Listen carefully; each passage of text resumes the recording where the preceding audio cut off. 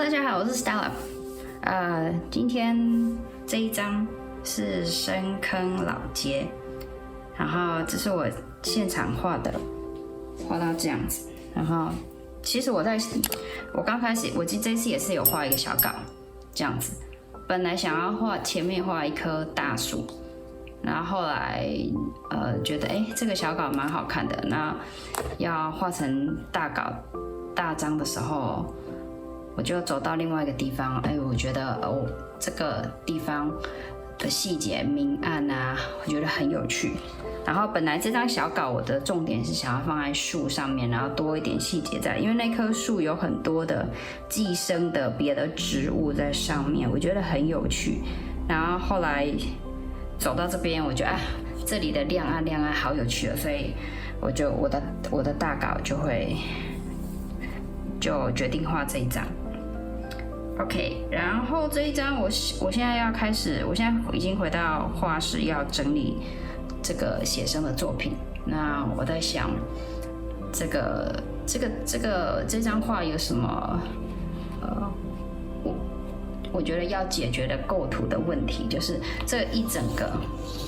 建筑物的画面。好像有一点，我如果全部把它画满，然后全部都画得很仔细，那这个构图我觉得很无聊。那我现在目前为止，我很喜欢这个树跟这个暗部的关系，所以我等一下处理的方向，这个其实里面还有一些花盆啊，一些植物。那照理说，我在处理这个暗部的时候，应该在它还没有干的时候，也要把那个花盆的亮部可以把它洗出来，可是我来不及洗没关系，干了以后也是可以洗，所以等一下我会着重于这个暗部里面的盆栽、植物跟这个树之间的关系，然后慢慢的下来，还有灯笼要再跳出来一点，白的地方再白一点，然后红的地方再红一点，它就会更跳出来，然后之后这边是暗部。可是这边我不想要它有太多的细节，因为我觉得这里最精彩的是这里，所以我这边的暗部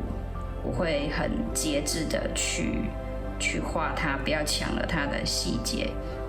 然后接下来就往右边，因为这边精彩，所以要有一个呼应，所以这边我决定这一整块的暗部可能会稍微的跟它平衡一点，不能这边什么都没画虚掉。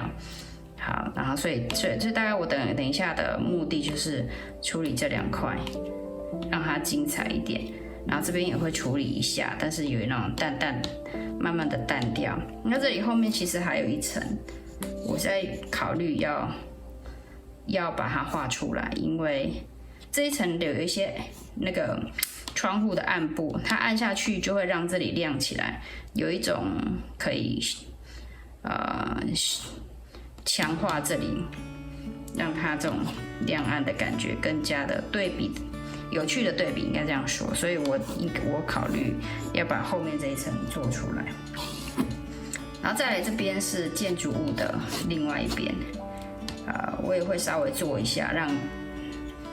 它有一个交代，但是我应该不会太仔细，因为我的重点想放在这里。OK， 好，让我们就开始。